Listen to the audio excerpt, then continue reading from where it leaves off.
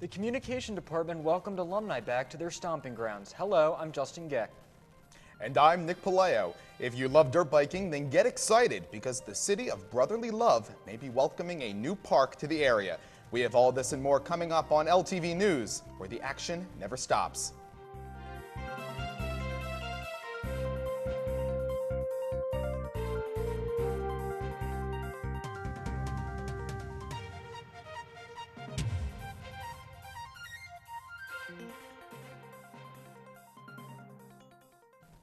Hello and welcome to LTV News, where we bring you everything from 20th and Olney Avenue, Philadelphia, and the world. There is a lot to catch up on in the next half hour as Dave Roberts had the chance to sit down with the coordinator for Explorathon for this week's interview. So let's hear the buzz around campus.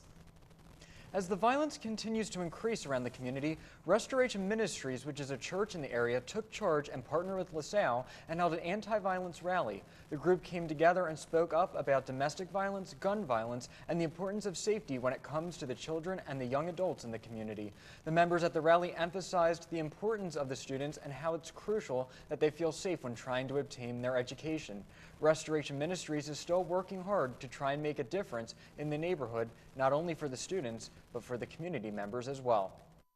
Bridge and come together with all kinds of different cultures and all kinds of economics so that we can have a universal message. That message is to stop the violence and to change the culture of how we solve problems. Saxby's kicked off their grand opening by welcoming their new student CEO, Emma Schweigert. To add to the fun, Saxby's had extra hands on deck and had a few celebrity baristas. President Colleen Hanich, Coach Ashley Howard, and LaSalle alum and current mayor Jim Kenny were just a few of the big stars. Throughout the day, Saxby's ran their Pay-As-You-Wish event to support the LaSalle Basket, which is for students facing food insecurity. Saxby's at LaSalle raised more than $2,000, which went to the LaSalle Basket. Then Saxby's ended up matching the amount, and the LaSalle Basket received more than $5,000. On October 23rd, the Association for Women in Communication held its fall alumni panel. The panel first began with a presentation from a career services, giving students advice on how to network and prepare for applying for jobs and internships. After the presentation, several LaSalle alums joined the event, answering career-related questions and giving students the opportunity to network. This event is held each year to give students a chance to explore what kinds of careers are offered in their major after they graduate from LaSalle. If you missed out on the alumni panel, AWC will be holding a networking night in the spring, so be sure to work on those resumes. Nick, I went to the one last year. I didn't get to go to the one this fall, and I know it's such a great event, and alumni get to come back and really get to talk to the students and all. Yeah, so I had the chance to go last year, and unfortunately not this year. But I think this is a great testament to the relationships that LaSalle has with their alumni. Even after leaving LaSalle, our students are still committed to helping future students do what they need to do for their careers. The LaSalle community will come together and dance for a cure at the first ever Explorathon. Dave Roberts sat down with Alana Vasquez to find out more. Check it out. So can you tell me a little bit, or tell us a little bit about what Explorathon is? Yeah, so Explorathon pretty much is the first ever dance marathon here at LaSalle's campus. And yeah, it's for childhood cancer, and the Be Positive, all the proceeds go to the Be Positive Foundation. Can you tell us what the Be Positive Foundation is, or what it is? Yeah, so the Be Positive, the Andrew McDonough Be Positive Foundation, I should say the full name. So that foundation is the largest provider nationwide for families whose kids have cancer. So all the money goes directly back to the family members, and with this foundation, like, you're able to see the families that are being helped, and like a lot of money does go to research, but they do, like, they wanted a foundation that could go to families and like help them with like any kind of bills that they want. So like their electric, their gas bills, anything. So how did you get involved with Explorathon? Who did you hear about from someone else? Was it like posted around, or? Yeah, so with Panhellenic Council, we threw an event every year with the Be Positive Foundation, and with this, like, we always used to do different stuff. Like, it started out as a run, and then it went to like an OPSO course, but like the events were never very consistent. And when I got into the position of Vice President Programming, I knew I wanted to do an event that made a huge impact and like not only that, but like everyone could participate in. Like this is like the first event ever on LaSalle's campus that is like 100% inclusive to not only students but to faculty member and alum. So like I think that was such an important thing in my mind when I was coming up with an event, is that I wanted it to be very inclusive.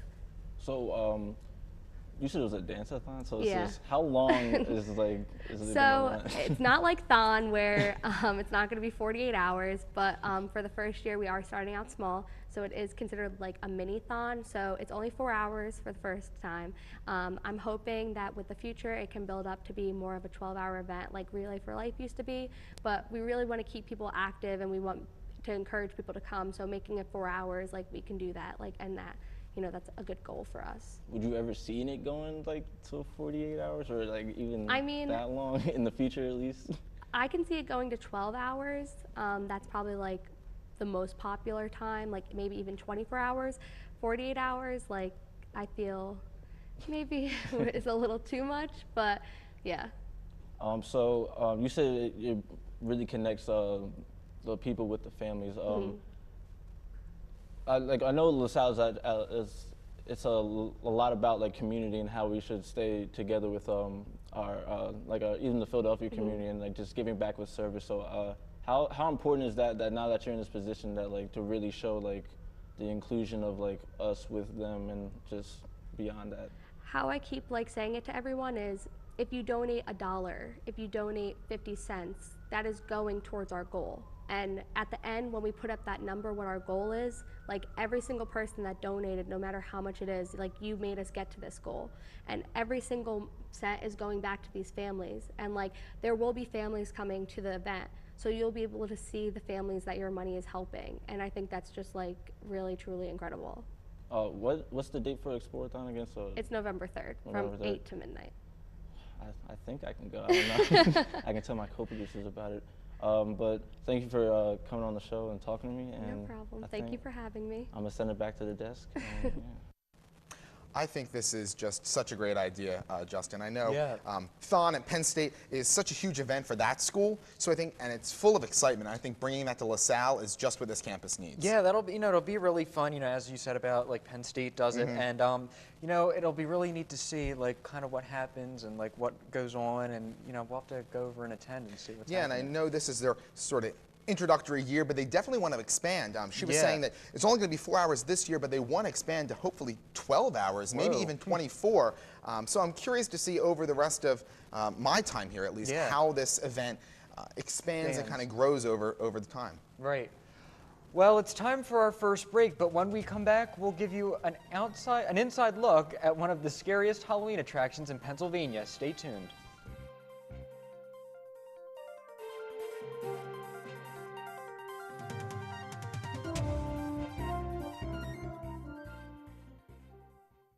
Tell me you didn't watch the Phillies game last night. Unfortunately I did, and it was just so heartbreaking to see the first aid batter strike out.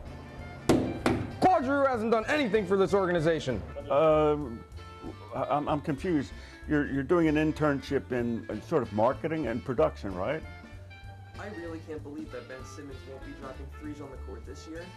Hey, Tanya, I know you're really busy, but could you tell me who the Sixers play on October 28th?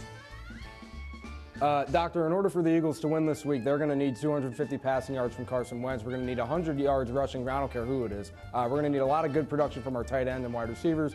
And I'm going to need 5 interceptions from Malcolm Jenkins. Yeah, Mom, look, I know the money situation isn't good right now, but I promise you Travis Konechny's going to have a breakout year. Hey, I had to climb to the top of Mount Everest to find Nick Pavetta's ERA.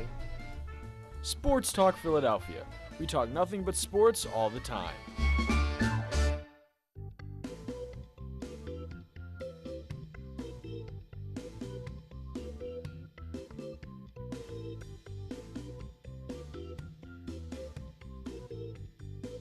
According to the Mayo Clinic, exercising has stress-busting benefits by bumping up your endorphins and improving your mood.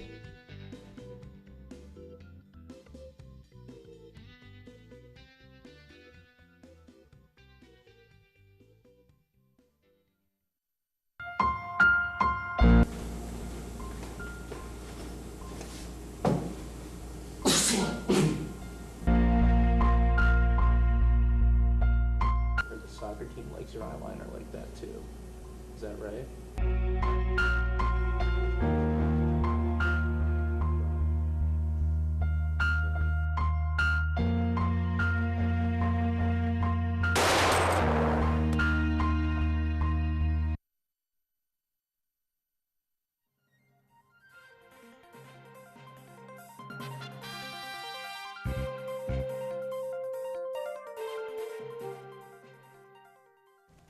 After 2 years of planning and 8 months of construction, the new Philadelphia Holocaust Memorial Plaza debuted on Monday, October 22nd. The memorial includes 6 pillars to represent the 6 million Jewish people that died in the Holocaust. An eternal flame demonstrating the commitment to remember, the original train tracks from the Treblinka concentration camp, and a Theresienstadt camp tree symbolizing the tree children nurtured in the camp, despite knowing they would not see it mature.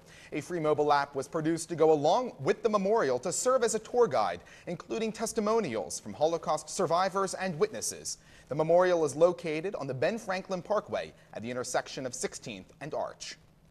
2 students at Thomas Edison High School are knocking down barriers and quarterbacks. Junior Barbara Dussinger and senior Anishka Torres are the only 2 girls on their football team, but that doesn't stop them from being dominant on the field as well as great teammates off of it. Dussinger, a 3-sport athlete in basketball and softball, is a key figure in stopping the run game. Torres is a 3-sport athlete herself, plays outside linebacker, as well as starting on special teams and backup cornerback. Although many players on the other teams have doubts that the girls can keep up, their teammates see them as just those teammates. Torres may have been sidelined most of the season battling injury, but both she and Dussinger have an optimistic view for the rest of the season after earning a key win against rival school Samuel Fells. Around 1,000 dirt bike riders recently took to Philadelphia's streets to remember fellow rider Kyrell Dirt Bike Rel Tyler, a popular stunt rider who was shot to death 4 years ago. Police made 20 arrests and 30 vehicle confiscations as a part of the incident, as it is illegal to operate a dirt bike on city streets. However, the event resurrected the debate over the potential development of a dirt bike park right here in Philadelphia. City Councilmen Kenyatta Johnson and Curtis Jones both proposed discussions for the idea back in 2016, but any potential progress stagnated. Both of the councilmen now are for resuming their dialogue and re-examining any proposals as a result of this most recent expression of what both men see as a form of peaceful protest against gun violence. It is still too early for any conclusive rulings. However, the idea has now been brought back into focus. Target is making the dreams of college students come true as they have announced the opening of more small format stores in Philadelphia. The small locations are intended to bring the best deals Target offers to students in urban areas where a full-size Target store would not fit. The company stresses the flexibility of these locations as they can be redesigned internally to make different types of products available in the store depending on the demand of the shoppers. Target has experimented with how to create urban locations for nearly a decade, and they have found the small format stores near college campuses to work very well. The company plans to open around 30 small formats a year over the next few years.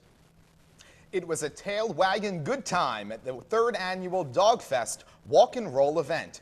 Dog Fest benefits Canine Companions for Independence, which is a nonprofit organization that provides trained assistance dogs to people in need around the country. Community members from the Philadelphia area ventured out with their 4-legged friends to take part in the fun festivities. The day consisted of a 1-mile walk around Silver Lake Nature Center, dog demonstrations, music, and much more. This year, Dog Fest raised more than $15,000 for Canine Companions and is looking forward to another successful event next year.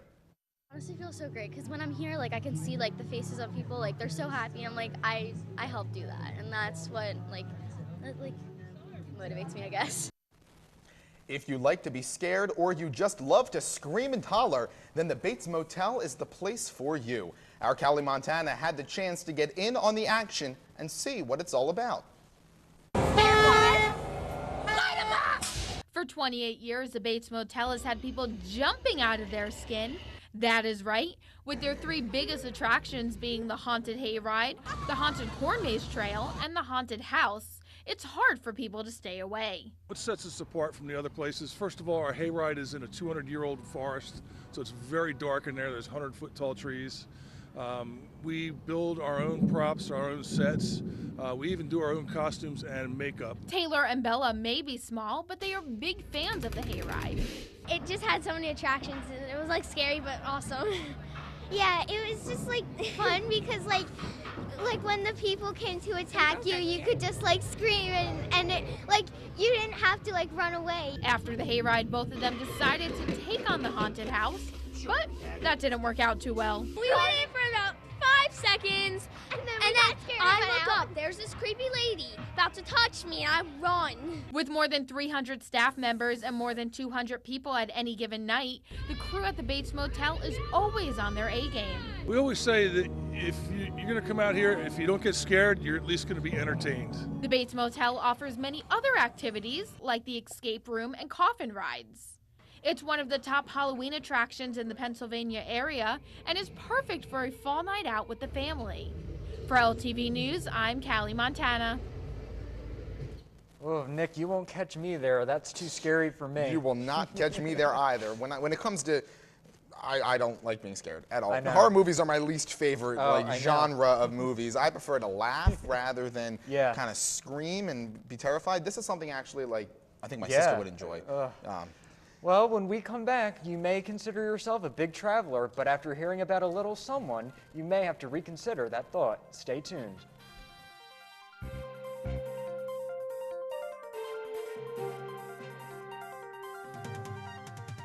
Look to the dollar feature and you're on my mind. Return of the creature that crawled up from the subway line. You're always keeping me waiting, keeping me waiting for you.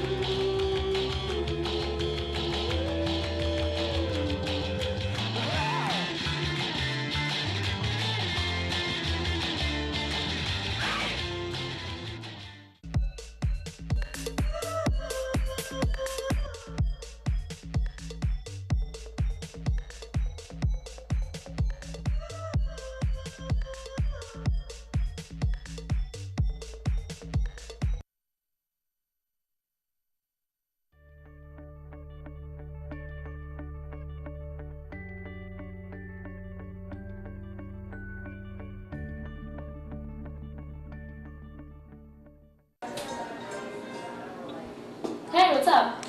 Listen, I am beyond drunk. I am so hungry. You wanna go get something to eat? Yeah, I only had like 2 drinks. Okay, perfect. Okay, yeah, meet me outside my house in like 5 minutes. Yeah, I'll meet you at your house. Okay.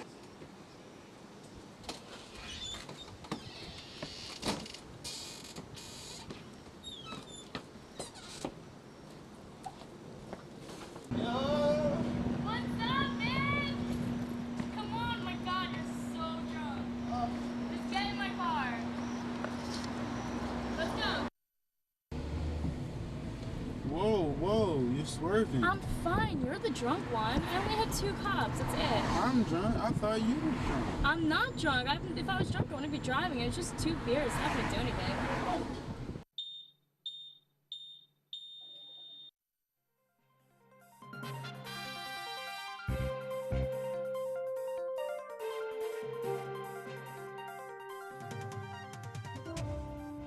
The missing Washington Post journalist Jamal Khashoggi has been found by the Saudi Arabian government.